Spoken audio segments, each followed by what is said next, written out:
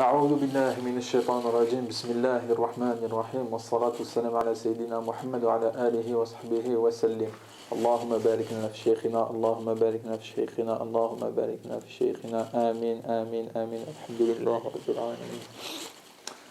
Donc Inch'Allah, dans cette vidéo on va parler du lien entre l'arbre béni, la bay'a et la lumière. Donc on va commencer Inch'Allah par citer le verset de la lumière. Donc, Allah est la lumière des cieux et de la terre. L'exemple de sa lumière est comme une niche où se trouve une lampe. La lampe est dans un récipient de cristal et celui-ci ressemble à un astre de grand éclat. Son combustible vient d'un arbre béni, un olivier ni oriental ni occidental, dont l'huile semble éclairer sans même que le feu la touche. Lumière sur lumière, Allah guide vers sa lumière qui il veut. Allah propose aux hommes des exemples et Allah est omniscient. Donc on a aussi donc l'arbre cité à d'autres endroits, donc notamment dans Surat al-Fath, donc verset 18. Allah a très certainement agréé les croyants quand ils t'ont prêté le serment d'allégeance sous l'arbre. Il a su ce qu'il y avait dans leur cœur, a fait descendre sur eux la quiétude et il les a récompensés par une victoire proche. Donc victoire proche, traduit comme ça, mais donc en arabe on a le mot fath, donc ce qui signifie donc l'ouverture. Donc là, on a donc une ouverture qui peut être aussi assimilée. Et il a su ce qu'il y avait dans leur cœur, et on a donc une ouverture. Donc on peut comprendre ça comme une ouverture dans leur cœur. Et donc avec le serment d'allégeance donc sous l'arbre, qui est également donc dans le verset de la lumière. On a aussi donc le serment d'allégeance, donc le verset de la bay'a, le verset 10, donc toujours dans Surat al-Fath. Ceux qui te prêtent serment d'allégeance ne font que prêter serment à Allah. La main d'Allah est au-dessus de leur main. Quiconque viole le serment ne le viole qu'à son propre détriment, et quiconque remplit son engagement envers Allah, il lui apportera bientôt une énorme récompense. Donc on a aussi là on peut aussi, après on fait le lien avec un autre verset, ce qui concerne donc la lumière. Dans Surat al-Baqarah, verset 257, Allah est le wali de ceux qui ont cru, il les fait sortir des ténèbres à la lumière. Quant à ceux qui ne croient pas, ils ont pour défenseurs les paroutes qui les font sortir de la lumière aux ténèbres. Voilà les gens du feu où ils demeurent éternellement. Donc on a aussi on a une explication de ce verset dans une qasida aussi du Cheikh al-Alawi, dans sa première qasida, où il dit: nous avons de la lumière de la vérité, lumière sur lumière. Allah guide à la lumière du wali celui qui en est digne. Il faut après aussi citer donc le hadith du wali pour mettre en relation ce qu'on a cité précédemment. Donc un hadith dans Sahih al-Bukhari d'après Abu Huraira, c'est Abu Huraira radiallahu anhu, le messager d'Allah sallallahu alayhi wa sallam a dit: Allah a dit, celui qui montre de l'hostilité à l'un de mes bien-aimés, un de mes walis, je lui déclarerai la guerre. Donc mon serviteur ne se rapproche pas de moi par une chose que j'aime, comme il le fait avec ce que je lui ai prescrit. Et mon serviteur ne cessera de se rapprocher de moi par les actes surrogatoires jusqu'à ce que je l'aime. Et lorsque je l'aime, je serai son ouïe avec laquelle il entend, sa vue avec laquelle il voit, sa main avec laquelle il saisit, et son pied avec lequel il marche. S'il me demande, je lui donnerai ce qu'il veut, et s'il sollicite mon secours, je lui accorderai. Et il n'y a pas de chose que j'hésite à faire, et que je dois cependant faire, que de ravir l'âme de mon serviteur croyant. Il déteste la mort, et moi je déteste lui faire du tort. Donc là on a bien cité sa main avec laquelle il saisit. Donc on peut mettre en relation avec la bay'a, le serment d'allégeance, qui se fait donc de main à main.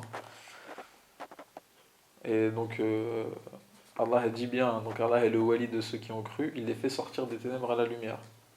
Donc quand le nom al-wali est partagé donc avec Allah, avec sa créature, comme le nom al-Malik. Allah donc est le roi, mais donc il y a des rois sur terre.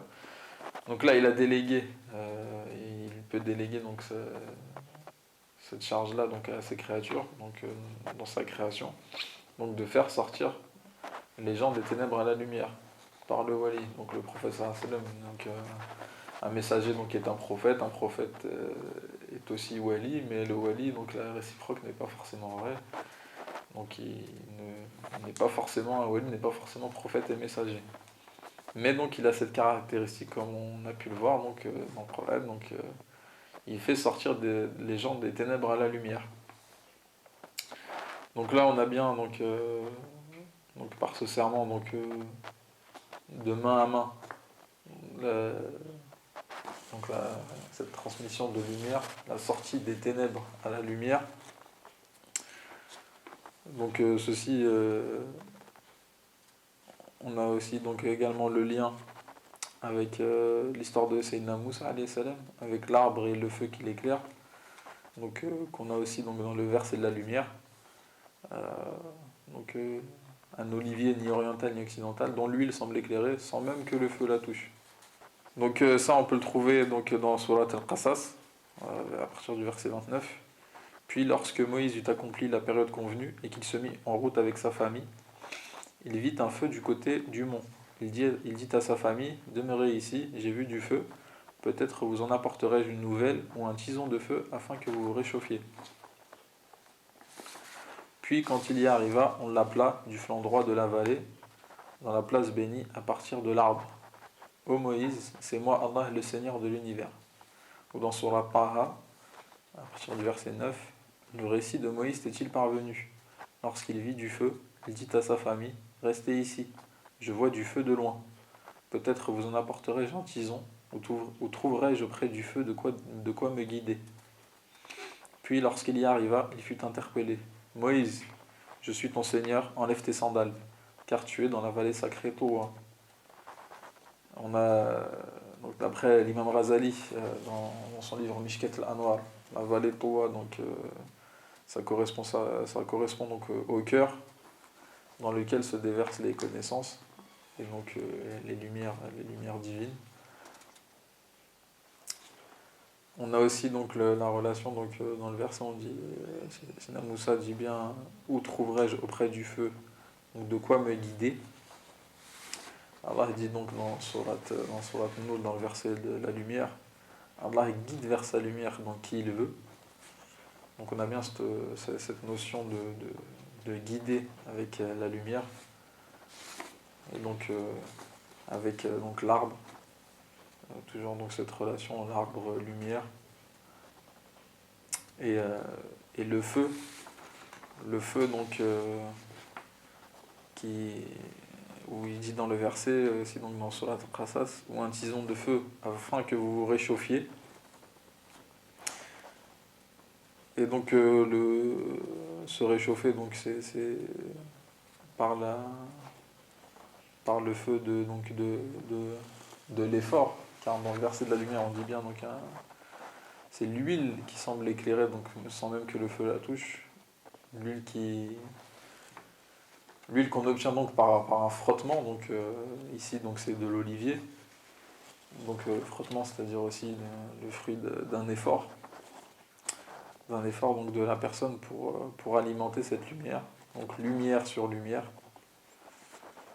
Donc on a aussi donc en parlant donc de Sayyidina Moussa alayhi salam, on a l'histoire avec Sayyidina Al-Khidr alayhi salam, traduit par l'homme vert.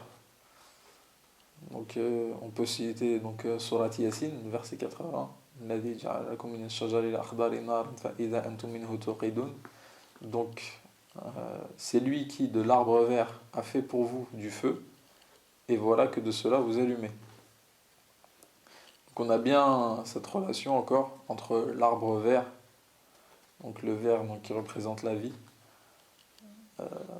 donc il fait pour vous du feu, et avec de cela on l'allume. Donc on allume la lumière dans notre cœur, car Sayyidina Al-Khidr est connu pour la science, il l'a donné, la science venue d'Allah.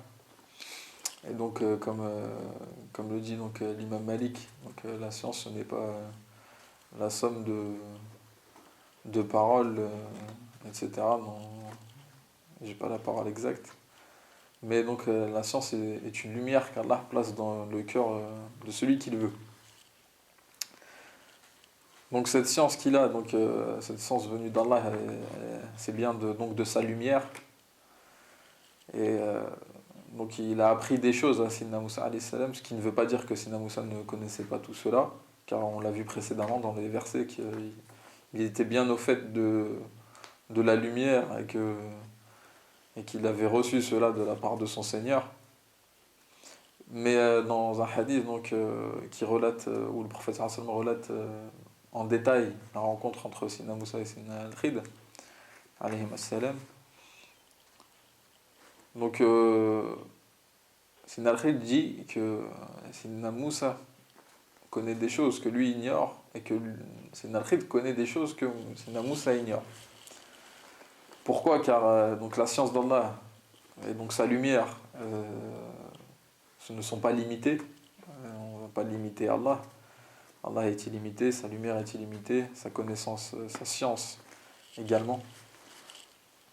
Donc on a toujours à apprendre par sa création. Et donc on finira, Inch'Allah, donc par les versets de Surat Ibrahim, à partir du verset 24. N'as-tu pas vu comment Allah propose en parabole une bonne parole, pareille à un bel arbre dont la racine est ferme et la ramure s'élançant dans le ciel. Il donne à tout instant ses fruits par la grâce de son Seigneur. Allah propose ces paraboles à l'intention des gens afin qu'ils s'exhortent. Et une mauvaise parole est pareille à un mauvais arbre déraciné de la surface de la terre et qui n'a point de stabilité. Allah affermit les croyants par une parole ferme dans la vie présente et dans l'au-delà, tandis qu'il égare les injustes. Et Allah fait ce qu'il veut. Et nous demandons donc à Allah de nous affermir parmi les croyants, de nous faciliter l'apprentissage et qu'il nous accorde de ses grâces par l'intermédiaire de notre cheikh, Sidi Mohamed Fawzi Kalkali, donc qui de l'arbre béni fait sortir donc des ténèbres à la lumière. Alhamdulillah.